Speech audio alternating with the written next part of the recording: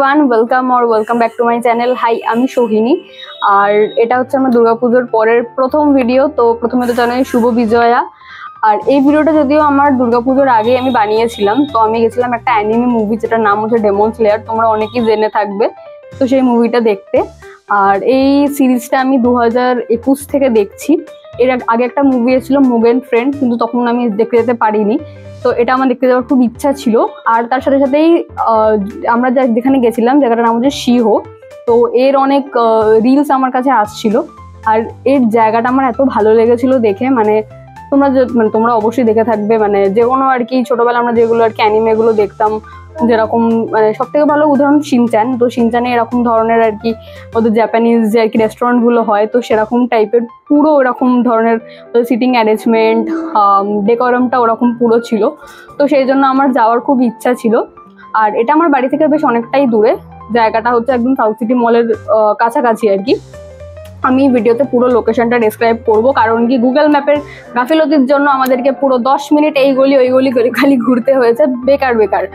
মানে একদম সামনেই ছিল, বাট ওই উল্টোপাল্টা ডিরেকশন কি সব দেখায়। তো যাই হোক, আমি তোমাদেরকে একদম ইন ডিটেল বুঝিয়ে দেবো, কোনো অসুবিধা তোমাদের ফেস না করতে হয়। আর সেকেন্ডলি হচ্ছে মোটামুটি এখানকার আমার ভালোই লেগেছে অ্যাটমসফিয়ার। আমি সবকিছু ভিডিওতে শেয়ার করেছি। আর এবার আসি হচ্ছে যে, যদি তোমরা ডেমন স্লেয়ার দেখে থাকো তাহলে আমার একটা পার্সোনাল ওপিনিয়ন আমি শেয়ার করছি। এটা হচ্ছে আমার স্টোরিটা ভালো লেগেছে, বাট স্টোরিটা খুব ফাস্ট আমার মনে হয়েছে।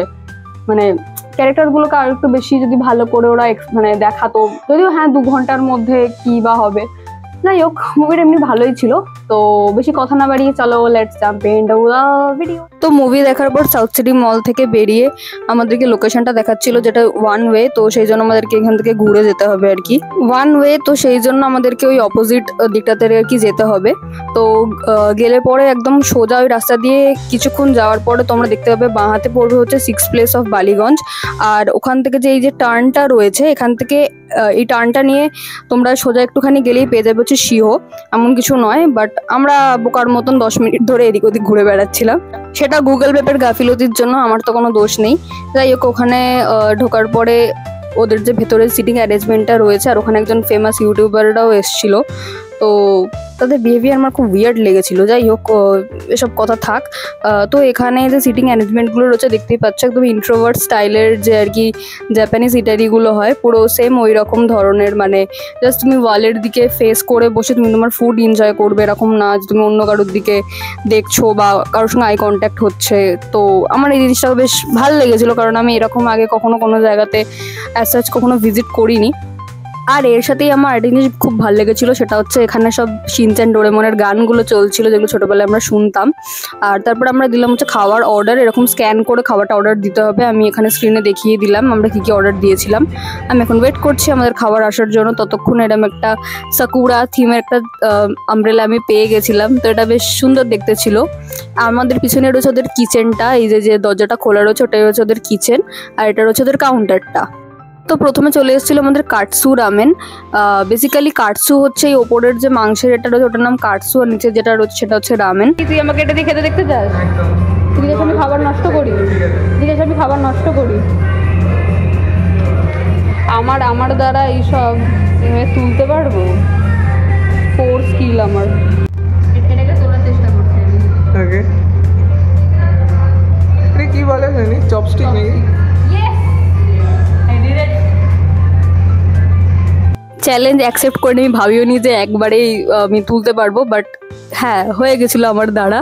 তবে হ্যাঁ, তারপরে কি করবো বুঝতে পারছিলাম না। এটা একদম র ফুটেজ। এখন আমরা ইনোস্কের মতন খাবো। হ্যাঁ, তুলতেই পারছি না আমি চিকেন তুলতুম। তুই চিকেনগুলো ছাড়িয়ে দিচ্ছিস না? তো লোভী লোকের সঙ্গে গেলে যেগুলো হয়, তো আগে ভাগে আর কি সব কাটসুগুলো তুলে খেয়ে নিচ্ছিল। আর এর টেস্ট ভালোই ছিল। তবে হ্যাঁ, তোমরা যদি স্যুপটা ছাড়া খাও তাহলে খুবই ব্লান্ট লাগবে আর কি। তো আমি এটা বলবো যে মোটামুটি আর কি তোমরা নুডলস প্লাস ওদের যে আর কি স্যুপটা রয়েছে ওটা দিয়ে খেলে তবেই ভালো লাগবে। আর আমরা যখন বেশ তখন গরম ছিল। টেস্ট আমার নো ডাউট খুবই ভালো লেগেছে এটার। মানে ওয়ার্থ, যেটা আর কি প্রাইস ওরা করেছে, তো এটা ওয়ার্থ ইট। নেক্সট এসে গেছিলো হচ্ছে চিকেন গিয়োজা। তো এটাকে দেখে আমার মনে হচ্ছিল যেন ধোসা, একে আমি নাম দিয়েছিলাম জাপানিজ ধোসা। আর এর এখনো খাওয়া দাওয়া শেষ হয়নি, শেষ হলে আমরা এটা খেতে স্টার্ট করব। তো এটার আমরা আনবক্সিং করে দেখতে পেলাম যে ভেতরে রয়েছে মোমো, মানে একদম যেটা আমাদের plain normal chicken steam momo যেটা হয় না, তো সেটাই আর কি রয়েছে। আর চিকেনের স্টাফিং ভালো ছিল, বাট স্টিল প্রাইস যেটা আমরা পে করেছিলাম এটার জন্য, সেটা আমার ওভার প্রাইসই লেগেছে। খেতে ভালো ছিল, খারাপ না, বাট স্টিল এটা আমার ওভার প্রাইস লেগেছে। टूटेगी कैसे, अंबुजा सीमेंट से जो बनी है। কেমন সো বেসিক্যালি এই চাটনিটা কিন্তু খুব একটা ঝাল নয়, দেখে মনে হচ্ছে ঝাল, বাট ঝাল না, টেস্টি।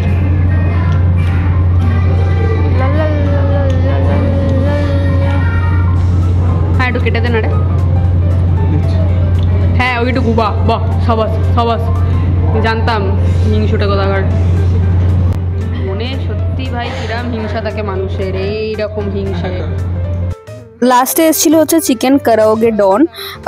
এটা আমি বলতে পারি এটার ওপরে অনেক ভেজিটেবলস দেওয়া ছিল, আর সাথে ছিল হচ্ছে একটা এগ বয়েল, আর নিচে ছিল হচ্ছে রাইস, মানে জাপানিজ যে স্টিকি রাইস হয় না, তো বেসিক্যালি স্টিকি রাইসই ছিল। এটার টেস্ট মানে এর যে ওপরের গ্রেভিগুলো রয়েছে ওগুলো দিয়ে খেতে নো ডাউট ভালোই ছিল। আর ওপরে যেগুলো রয়েছে, যেগুলো আমি এখন তুলছি, এগুলো অ্যাকচুয়ালি কিন্তু গাজর নয়, আমরা দেখতে পেলাম কিন্তু গাজর, কিন্তু এটা অ্যাকচুয়াল হচ্ছে জিঞ্জার, মানে আদা। আর তার সাথে আর কি একটা চিকেনের একটা স্টাফিং ছিল, যেরকম আমরা কাটসুতে খেলাম, তো কাইন্ড অফ কাটসুর মতনই একটা জিনিস আর কি ছিল। আমি জানি যে জিনিসটা দেখতে একদমই অ্যাস্থেটিক লাগছে না আমাদের হাত দেওয়ার পরে, আর যিনি আমার ক্যামেরা মানে ভিডিওটা করে দিচ্ছিলেন তিনি খুবই পোর স্কিল, তার চেষ্টা করা হচ্ছে ওনার স্কিল ইমপ্রুভ করার। যাই হোক, আমি লোকেশনটা ডেসক্রিপশানে দিয়ে দেবো, আর follow for more. Thank you for watching, দেখা হচ্ছে নেক্সট ভিডিওতে, টাটা, বাই বাই।